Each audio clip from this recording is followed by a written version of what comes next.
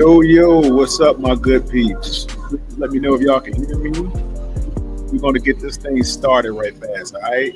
We're going live. We're on camera today. What's happening, good people? All right. All right, so we're going to rap about some stuff here today, okay? We're going to cover a couple of things that I think everybody needs to know about this. Getting money, or at least trying to get money. So if you're not making any money, I know how it can be. You cannot make money all the time, but you can definitely try. Do your very best. Money is hard to come by, okay? Not the easiest thing in the world to make, specifically if you're doing it the right way, okay? But what we're going to talk about today is a way to streamline the ability to make money over a long period of time, okay? Consistently. That's what we're going to work on. And it all begins with your ability to set a market and to set a standard, okay, and provide value some kind of way based on whatever it is that you do and do very well business wise, okay? So we're going to go and cover a couple of things that I think we want to get started on. Atlanta boy, what's happening, man? What's going on with you, my G? Glad you're in here, brother. Let me know if you can hear me, Atlanta boy. Give me a thumbs up if you can hear me, man, because I got background noise and all that. So I'm trying to drown it out with my own music. My son makes up my background music, so I'm trying to drown it out. If you can hear that, man, let me know. If you can hear my music and you can hear my voice, please tell me. I got the background noise from this place I'm located at right now, but it's all good. So we're going to talk about making money today. And we're going to talk about how to get it long term, okay? All right? So there's a way, obviously, that people get their money. It's like content in so many words. It's like how people do short-term content, long-term content. Well, this is long-term money. All right? There are a million ways in the world to get your bread. Okay, let's just make that clear. There's a million ways to skin a cat. We're going to talk about one good one today that I typically work with, the way that I do mine, the way that I do my stuff every day. Okay, my daily movement is surrounded about import export. So we're going to cover that a little bit today because I got some things I want to show y'all. All right. In the world of finance and making money, there's real estate, there's stocks, there's futures, ETFs, there's day trading, there's currency trading, there's forex trading, all kinds of trading. Then there's import export trading, which is actually physical goods. We're talking about foodstuffs and things like that, okay? For lack of a better word. Foodstuffs are the way of the world, actually.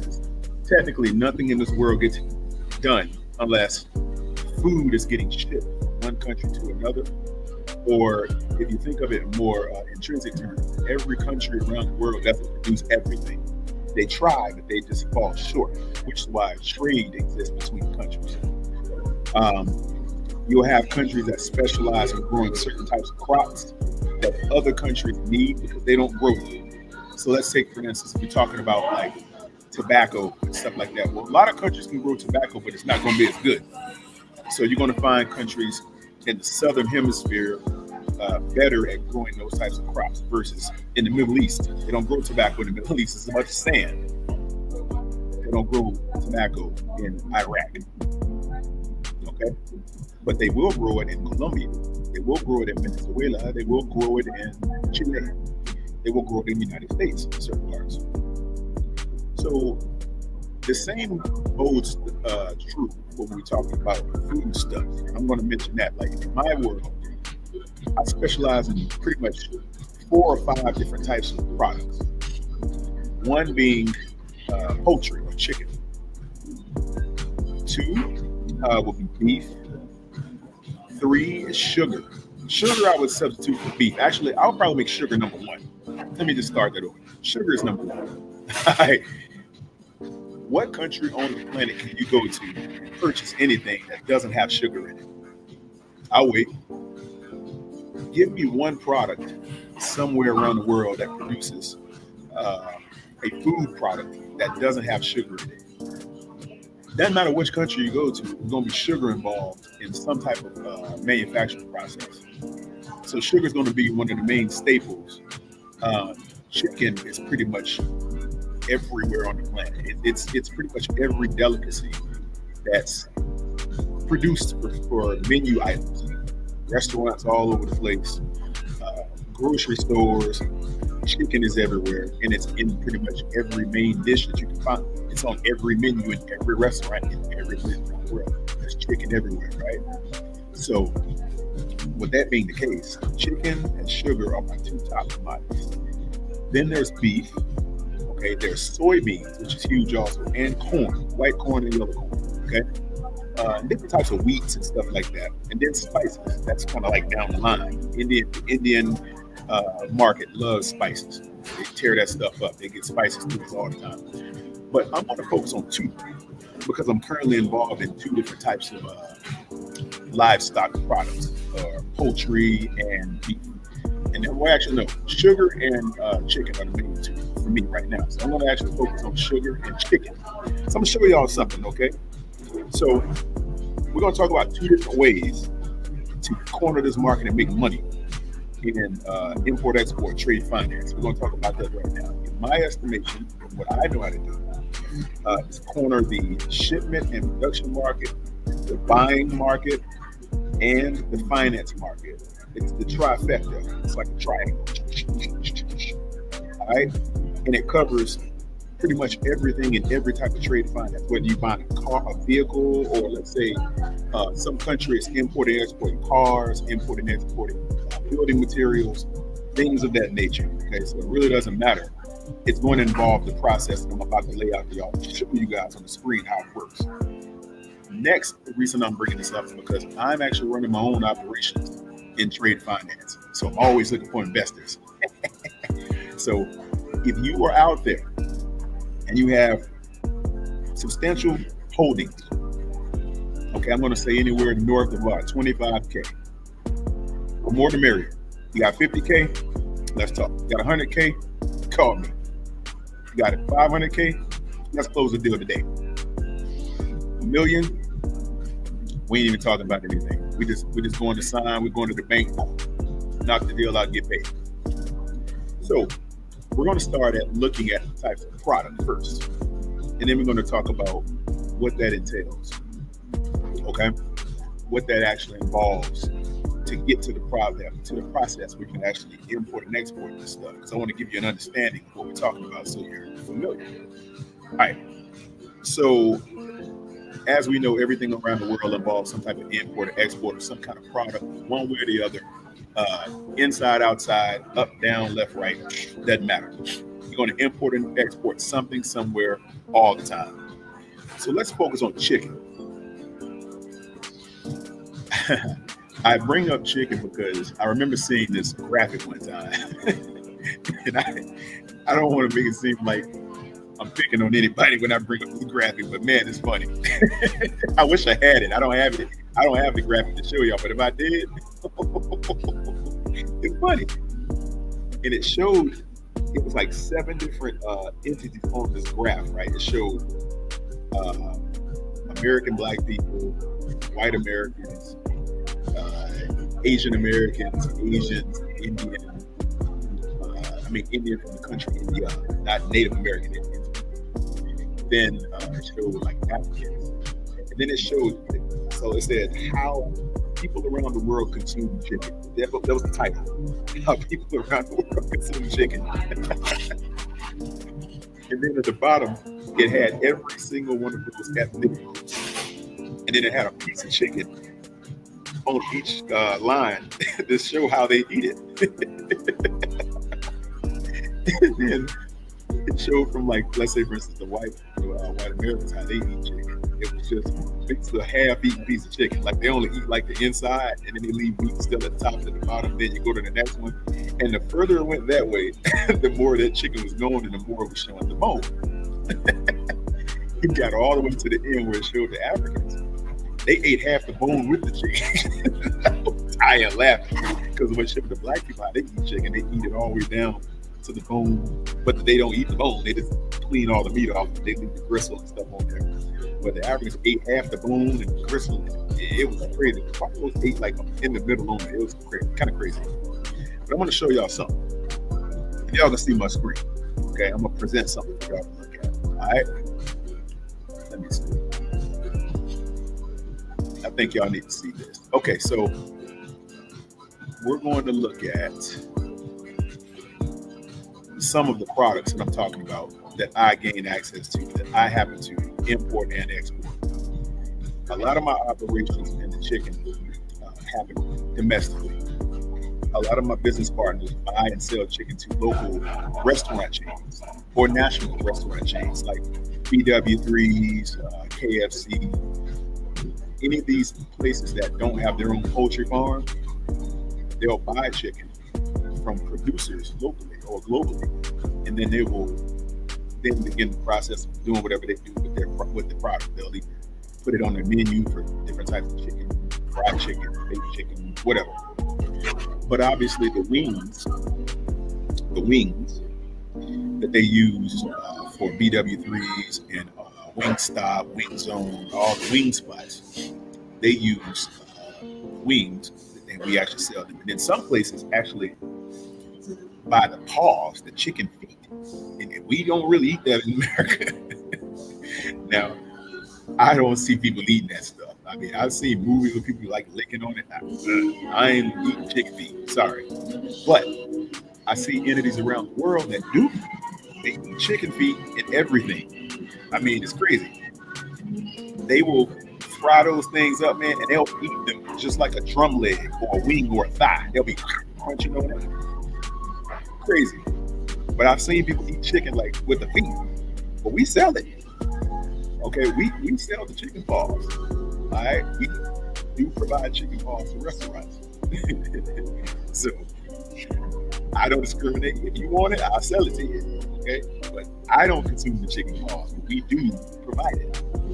But generally, the African and Asian markets are the biggest, largest consumers of chicken paws. I've never seen it sold anywhere else. It's just those two continents. Asia and Africa. I've never seen it go anywhere else. Now they produce it in like Brazil, places down in South America. They produce the chicken paws, but they really don't sell them here in the United States. I mean, they do. They'll sell them, but I ain't ever seen anybody buy them. Like, think about this. When was the last time you were in a grocery store and you were behind somebody in line that were ringing up their food, and you saw a little styrofoam container with a little shrink wrap lid, plastic, and it was chicken paws? Like, I've never seen anybody buy them. Not here. Now, people overseas, they buy the daylights out of it. Why? They fry them. They don't like bread them, but they just fry them up. Boom. They eat them like their regular pieces of chicken. And I think it's kind of certain parts of the chicken. I don't eat the beak and none of that stuff. But, we'll eat the wing, the breast, the thigh, the legs. And that's pretty much as far as it goes. But people overseas, they'll eat the backs.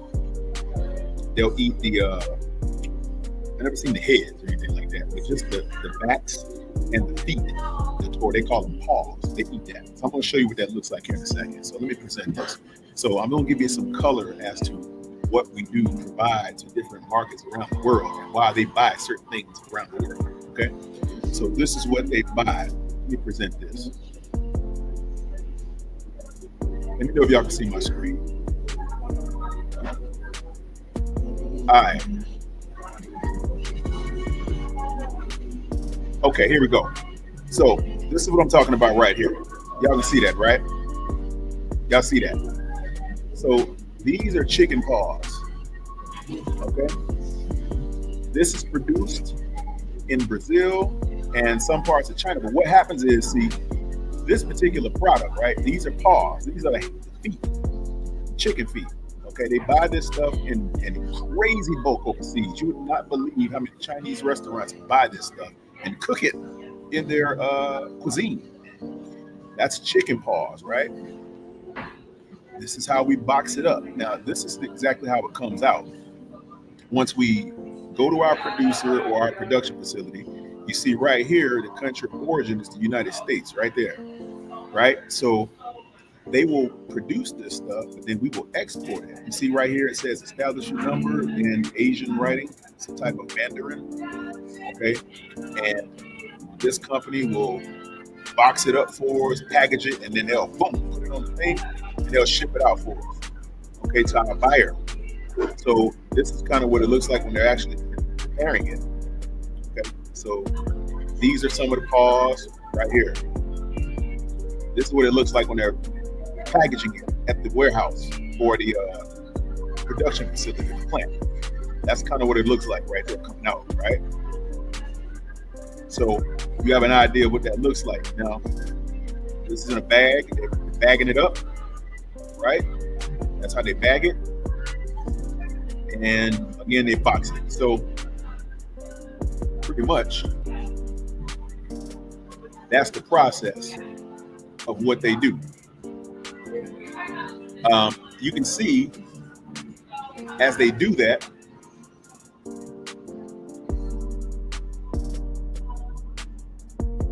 all right, so that gives you an idea of what kind of products we're talking about. Be Good, what's up, my brother? What's going on with you? Let me see. Hey, Be Good, good question, man. So here's a funny story. Be Good, since you mentioned that, man.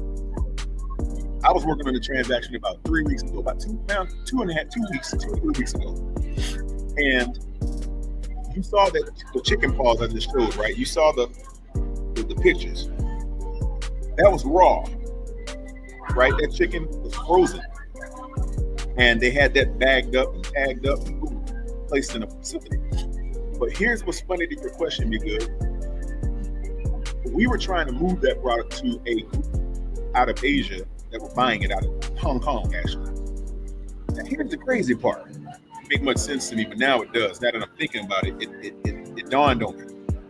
So they said, yeah, we'll take the chicken, blah, blah, blah, blah. And one of my business partners is Asian. He lives in America now, but he's 100% Asian. He speaks Mandarin, very well.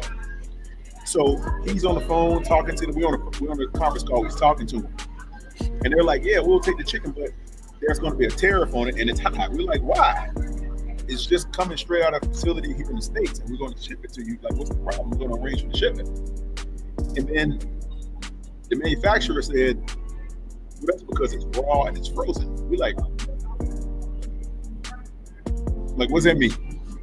And he said, based upon the temperature and the way that it's cooked or whatever, if it's frozen, it affects the way a tariff can be assessed to the product because it's frozen and it's fresh. It's like they cut it, they bag it, and they freeze it, right? They don't put it in boxes until they're about to ship it, but they do bag it, right? And they'll put it in the freezer.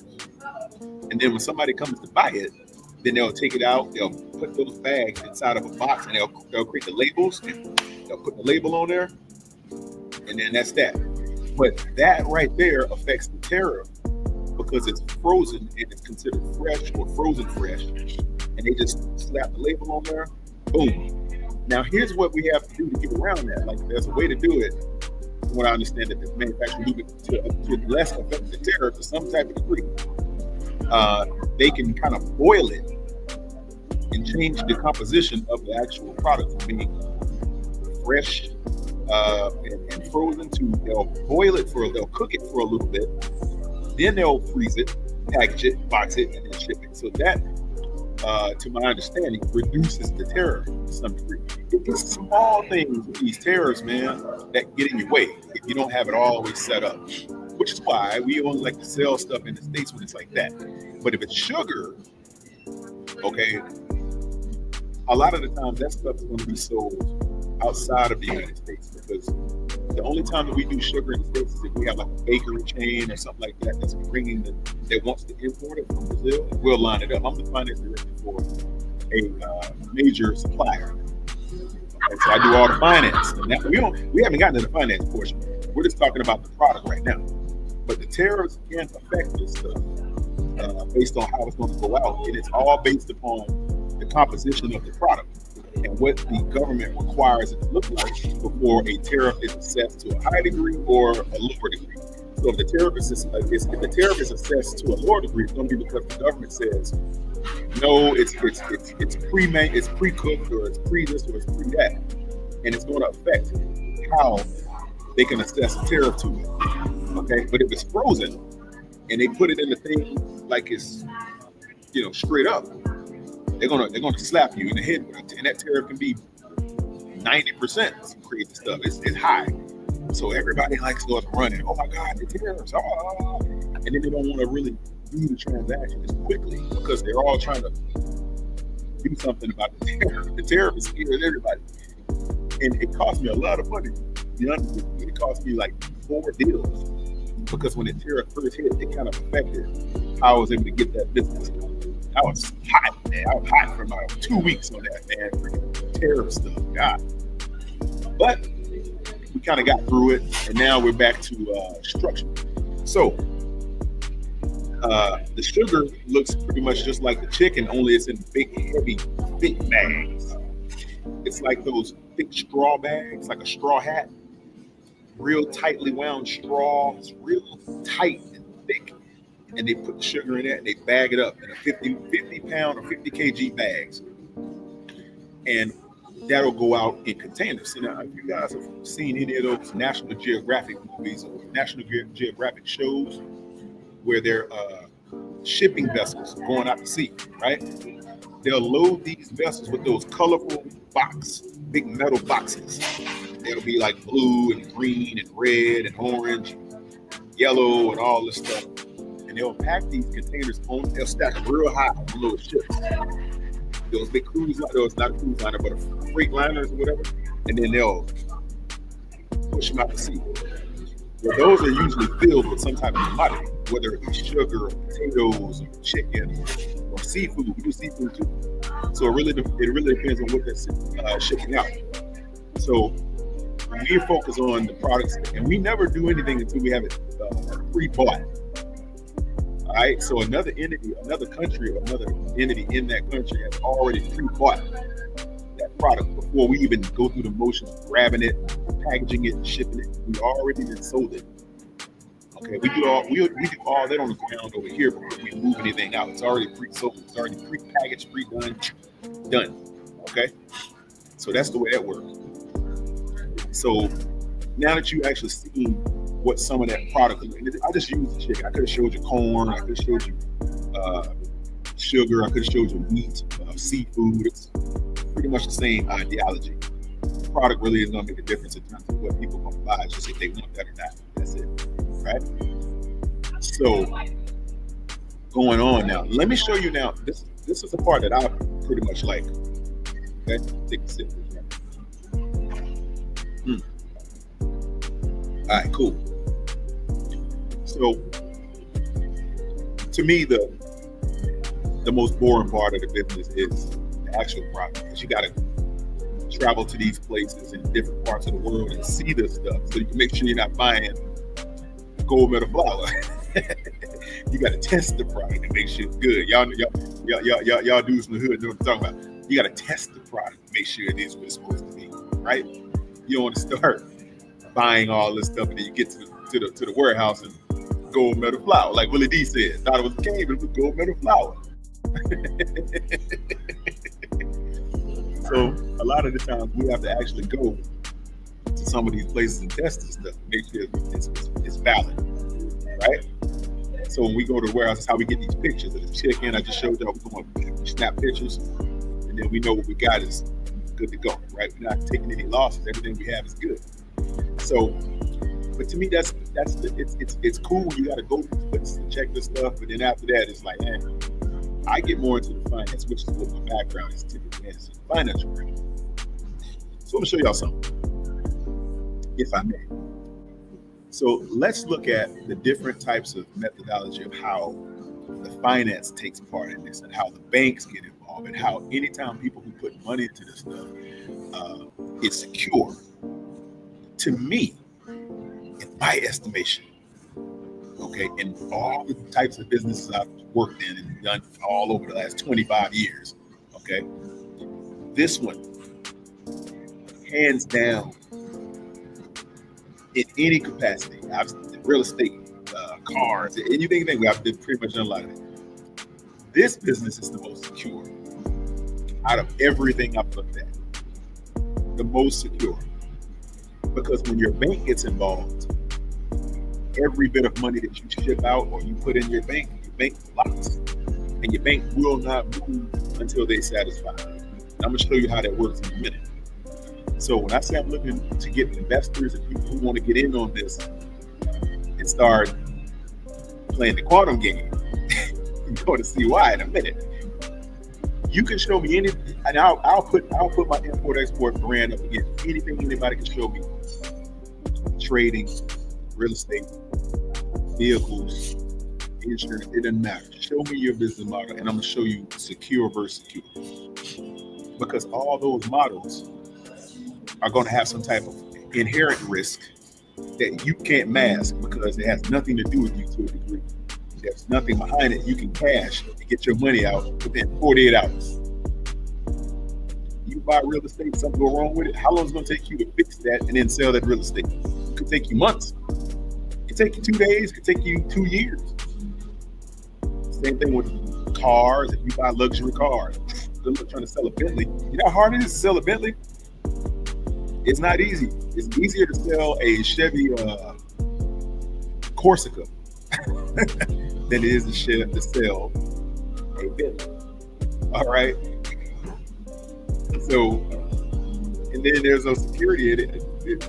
It's a whole lot of, I don't like it. I like dealing with secure cash transactions. Let me show you how this works.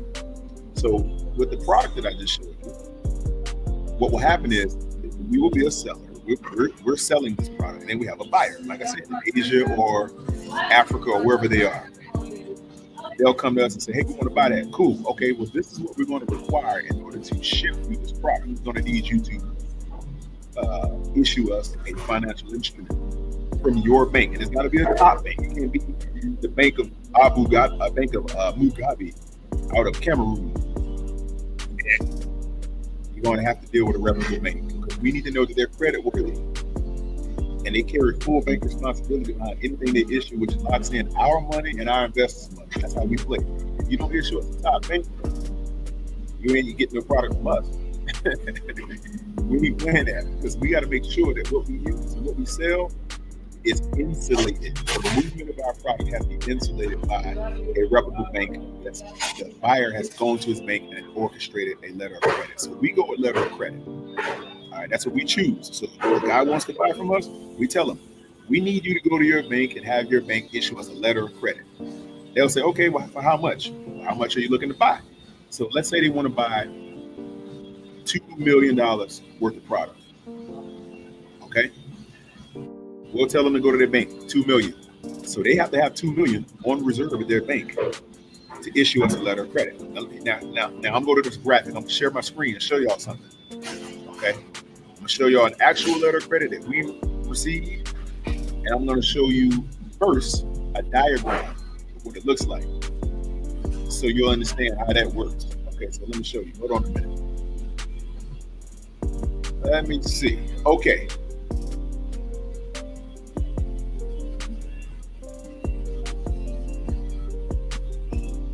All right, let me see here. Stand by for me, y'all. Okay, so here we go. Boom. Okay, so here's what you're looking at right here. So look on to your left where it says letter of credit. And then look over to your right where it says SBLC.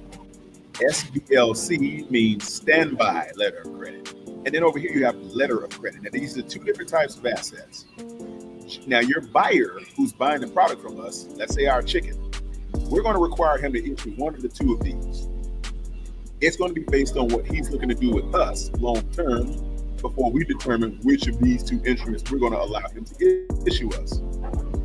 Generally, we want this one, we want the letter of credit, because this is our cash. This is once we deliver the product to the export port, our bank will cash this, we get paid. Or we do this one, this serves more, a standby letter of credit serves as more of a payment guarantee. Okay, so this is more of a guarantee of payment in the event of a default. So if he defaults and doesn't pay, boom, my bank can go and collect to get our bread for our chicken. This one, we get paid if we deliver the product. So let me give you an example. Okay, so it starts here on your left. So over here, we got the purchaser on your left. That'll be the guy buying the product from us. Okay. If you go down below, the seller, that's us. Shipping of the goods. You see that right there? Shipping of the goods right here. That's us. We're shipping the chicken to this guy.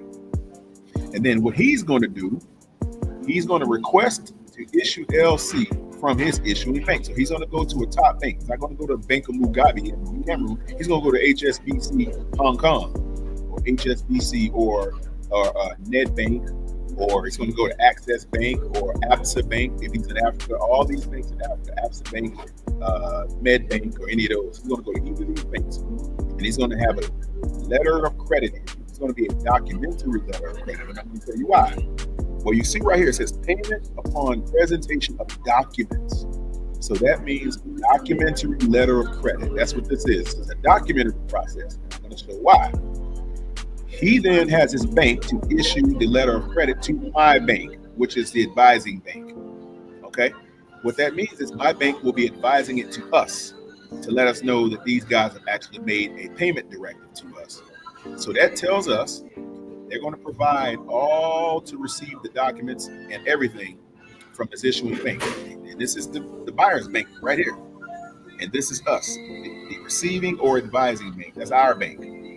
Our bank is then going to advise to us that they're going to take upon the transaction because they've been approached by the issuing bank. Okay? Now, I got another graphic over to show y'all before I go back over there. Now look, here's on the issuance side. The importer starts with us. He goes to fill out an application for a loan, for a letter of credit, like I just showed you. He goes to his bank right here. See, issuing bank right there. The issuing bank then sends the transmission of the letter of credit to my bank right here. Letter of credit is received from the buyer. The buyer's bank sends to the receiver's bank. That's us. That's our bank. Our bank then sends the LC advising status to us. We're the exporters. We're shipping the product. This is us right here. Right? Okay. Hold on a second.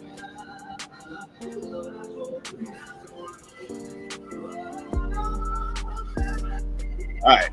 Well, my screen went dark. You guys still see me? Am I black?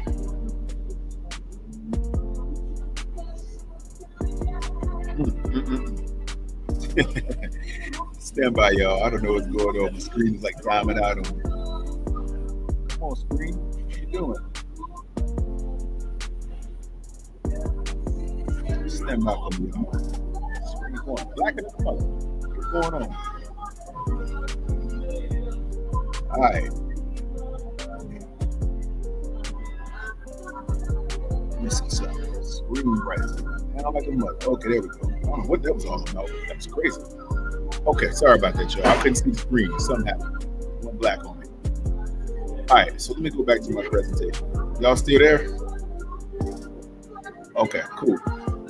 Let me go back and represent my screen again. All right. Okay, cool. So here we go. So now the advising bank, which is our bank, lets us know there's a letter of credit ready for us. So then we sign, we have the contract already signed, we go. Now from here, you go over this side. Now we've gone through the issuance process of the letter of credit. Go over here to the exporter side. That's us on the settlement side of this, right? So now we're trying to settle this instrument. So what happens is now that we've been advised from our bank that a letter of credit is issued in our favor, now we feel good about our product being left. Okay, so we're not sending anything anywhere until our bank sends us advice that the letter of credit for cash is over here at our bank on our behalf. From there, we then reach out to the merchants and we arrange the shipment, and then we put the stuff on the water and it goes to the exporter right there. See? Now, at this point, when that product hits the water and goes over to the importer, guess what happens?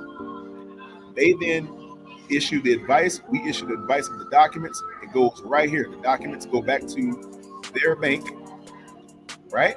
And their bank re-examines the documents, and then they approach our bank our bank then approaches their bank for payment. And our bank cashes the letter of credit, and that's how we get our bread. Okay?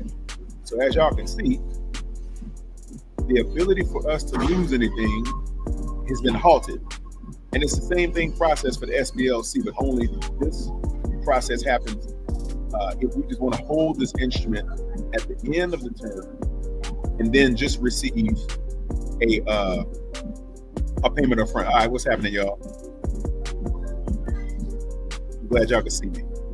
Okay, good. All right, so basically what's going to happen is this instrument right here, this SBLC, okay, we use this if we want to hold the product or we want to hold that position with their bank for a full 12-month term. This is a 12-month instrument. This one is no more than about 90 days, letter of credit. We like fast cash.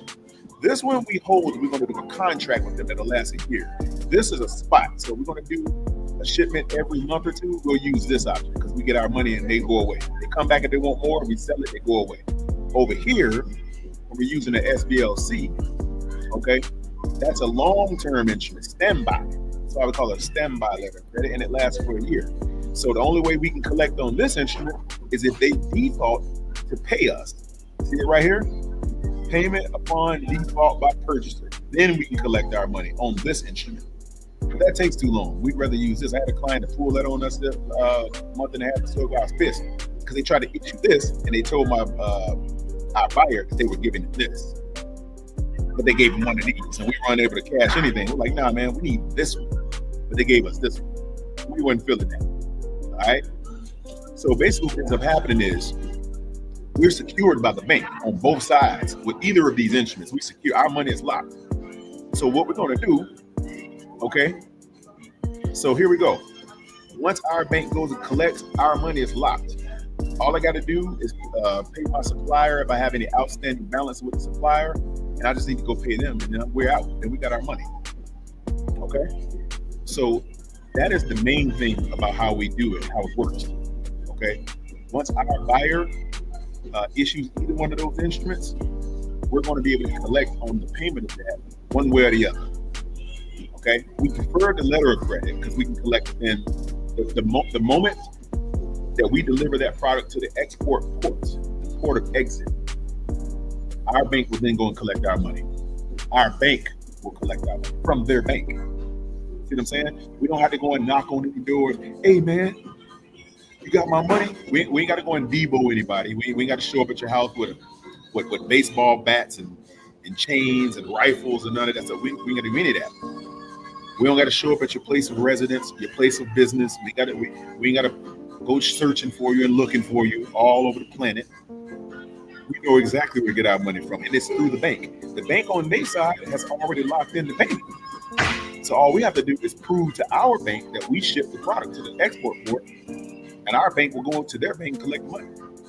Done.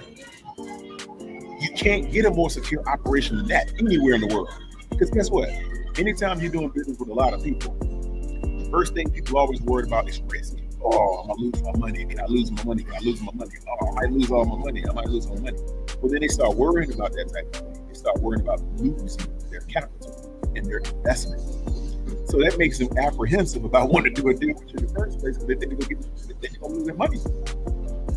That's the reason why most people will walk away from business because they are fearful that they will lose their investment. See, my structure is even tighter because you can't lose a dime.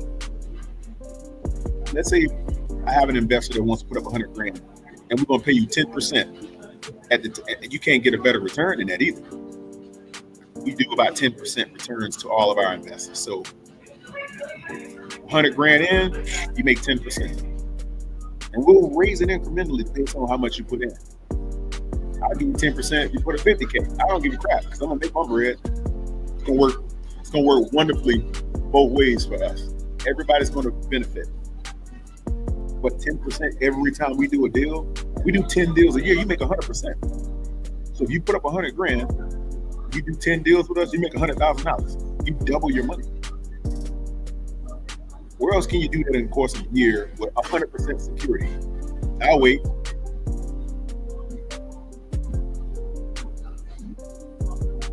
Oh, I'm sorry. Y'all still thinking? Because there's nowhere else to do that. Everywhere else has risk factors involved, and you can lose because you got to dump all your money in the They don't deliver, they don't pay you for something or whatever, you lose.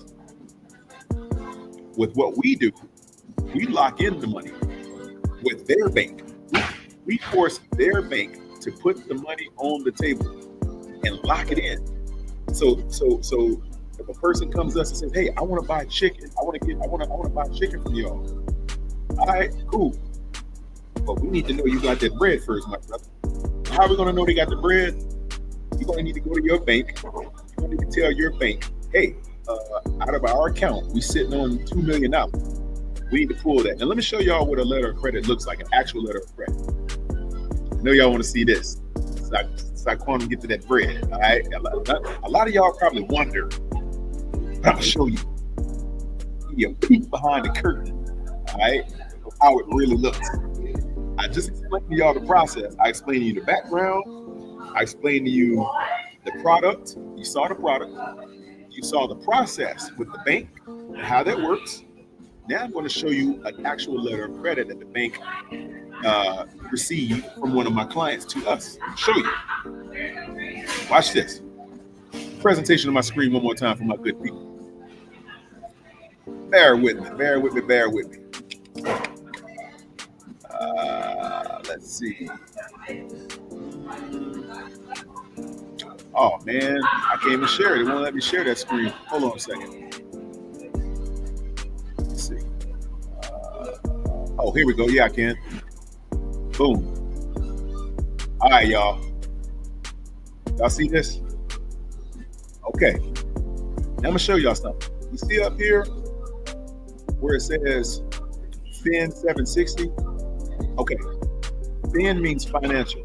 760 is the actual, it's the code under SWIFT. SWIFT is how all banks communicate around the world. This is where your money gets secured at. So anytime you send a wire transfer, what you're sending is what is called an M103 or message text 103. That is a message from one bank to other telling one bank, "Hey, go ahead and credit our client's account with $50 or $1,000, whatever you wire to your brother." I wired my brother $1,000 for his car note or his rent. Well, it's going to show up in his bank account because your bank sent what is called a SWIFT. SWIFT MT103, which is a wire transfer. That's what that is. In this case, we're seeing a SWIFT MT760, okay, which is a guarantee. Standby letter of credit. Remember the standby letter of credit, right, y'all? Remember I showed y'all that. A 760 guarantee is a standby letter of credit, okay? A documentary letter of credit, like I showed y'all before, is what is called an MT700. It's a cash back. It's ready to cash. This is a payment guarantee, remember, in the event of a default. So if they default on payment, this is what the bank will use to collect. In any situation, we typically go with a 700. I'll show you all one of those look like in a minute. But I wanted to start with this. So you can see how it's set up. The sequence. This is sender to the receiver. This is from the bank. This is an actual asset that was issued to my company. Okay, right from the bank. So basically, you'll see here. This is the bank SWIFT code. This is how they relay the instrument to my bank. Please advise the beneficiary. Yes, you are going to advise us that the money is there, ready to go. And this is just one of my issuers. Okay, go down. That's my entity right there. Okay, that's my bank right there. That's my bank. Okay, so in here you'll see the amount. That's SWIFT right there. 2.5 million. Just in case you want. And then what happens is you will see on the account of the issuer. This is one of my African issuers right here. Okay, the ones that eat the chicken down to the bone. They tearing that chicken up. Hey, they were tearing those chicken paws up. But as you can see how they write these things. Now they'll go all in depth about this asset, about how they're going to guarantee it. Now let me show y'all something. This is from the issuing bank coming to my bank. Okay, you saw their bank. We hereby irrevocably undertake and agree to honor your demand upon this standby letter of credit upon the receipt of written demand at our counter, supported by the following documents. I'm going to skim all the way through that. This is pretty much non-starter, but we don't have to really read all this unless you want to. But as you can see, everything is secured by the bank in every single methodology, every single capacity. Everything is guaranteed. Look here. This SDLC is irrevocable. See how important this is? So that means they can't get cold feet in the middle of the field and say, oh man, we just want to pull out. Guess what? You forfeit your instrument because guess what? It's irrevocable. So the issuing bank can't even revoke this thing. Once they issue it to us, everybody's money is locked in. As long as we deliver the product, we get paid. And they can't do anything about it. Because remember, their bank, the buyer's bank is holding this asset with the cash behind it upon delivery of that product. So guess what? They can't revoke this. It's irrevocable. And guess what? It's transferable. If I want to transfer it to another bank and collect money, I can do that. It's assignable to any other party or business partner I might have. I can assign it. Okay. I can do all of that I want to do. And then here we go. It's a $2.5 million standby letter of credit. Okay. And that's pretty much it. That's how it works. Confirmation of the instructions on it, ready to rock and roll. That's it. Okay. So what you're looking at here is an actual asset as opposed to what we do. That's how we guarantee our money. So if I have an investor out there that says, hey, I want to put up 50 grand, I'll put up 100 grand. Cool. Once you're ready to go and start buying product, your money is locked into what I put as in a trust account. So I lock the funds of the investors into a trust. It's locked and key. Nobody can get to it until the transaction is ready to ride. Once I raise enough to do a deal, I'm then going to secure some product based on what we put in and what the investors put in. And we want everybody to make money. So then we'll go back to our production facility and we'll pre-order our product. Okay, we want this much chicken paws because I have a contract with Africa to buy however many chicken paw portions. Whatever I'm buying and selling to them, they're taking it. Right? They're gonna grab a certain bulk and quantity of that product. They may get 5 containers. That's about $4 or $5 million worth of product right there. And they can pay, as you can just see, as you just saw in the letter of credit. They can pay. And remember, like I said, again, let me go back to the letter of credit so you guys can see that how that looks again. Right? Right here. Boom. Y'all saw this. Y'all saw just now a standby letter of credit. Y'all just saw one of these. That's what I just showed y'all. An actual live letter of credit. That was that. That's what you saw. The documentary letter of credit works a little bit differently. Okay. Has another provision to it that allows us to collect on the front side once the product hits the delivery port, so we can collect our money. Let me see if I can find a documentary for y'all. Hold on a second, my good people. Let me see. I want to show that. I'm going to share that with y'all. Hold on a minute. Let me see. Here we go. Let me see. Yeah, so I'm going to show you what a documentary letter of credit looks like. So this is one of those. 1 minute. This is standby. Sorry. A second. Got so many documents and so much stuff to look through.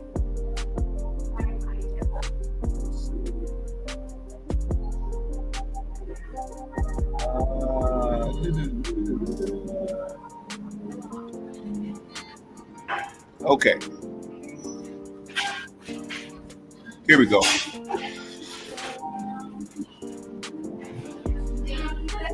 All right. So a documentary will look similar, but not exactly the same. All right. So here we go. Let me share this. Let me share my screen with you guys. Let me share my screen.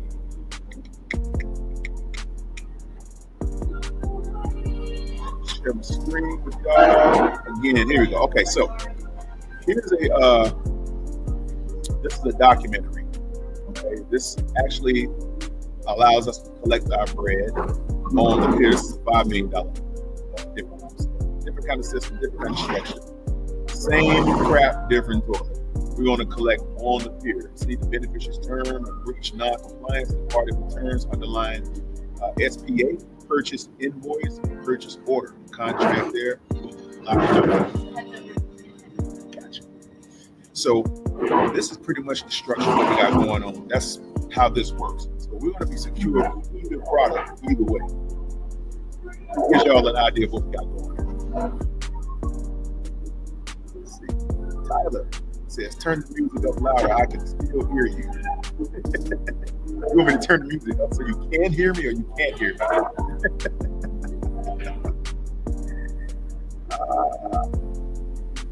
Okay. So look, we're going to go ahead and get ready to kill this live. They're ready to shut this place down. I got to get up out of here. But look, I wanted to give you guys an idea of what we require in order to involve yourselves in what we do. You can make a couple of bucks if you want to. We'll talk about it. We'll go over it. We'll get into it. We'll do it. Most of y'all already have my information, how to reach out to me. If you like it, go to the community tab. Send me an email, okay, so I can reach to you. Send me an email. Follow me on IG.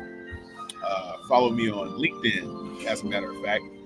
All of my platform links are in my community section of my channel. Go in there, tap that, link to me, send me an email if you're interested in what we're talking about. We can have more discussion. Okay, we can talk about this more. A lot of good money is made on this. Be good. You be safe too, brother. I hope you're healing up just right, man. I hope you get back right. Because I know that fight took a lot out of you. Hey, prayers up to you, brother. That you'll be safe or whatever. So you stay up. Make sure you get some rest too. All right. So again, y'all, I appreciate y'all for coming in and listening, chiming in, and learning a little bit about what I do.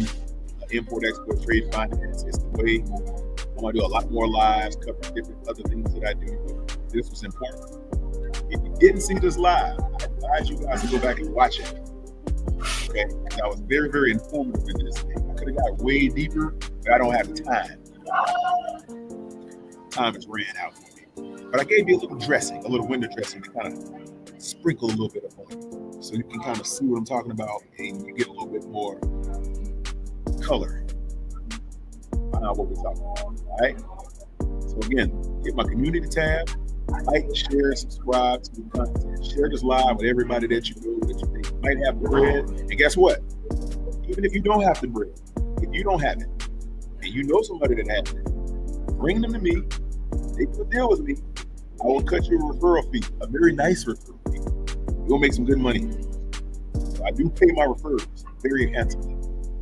Okay, we itemize a every home contract for intermediaries to make a spread because they have worked to bring value to people to the table, so I can execute the business. If that's the case, I will put you in the action. You will get a very, very handsome paycheck, guaranteed. And you know it. It's secured by the bankers. I showed you how they do it. Okay, so like, share, subscribe. Comment on the bottom if I was informative enough. If there's more information for you, let me know. In the meantime, I appreciate y'all. Thank y'all for listening. Thank y'all for watching. Appreciate y'all. I'm out.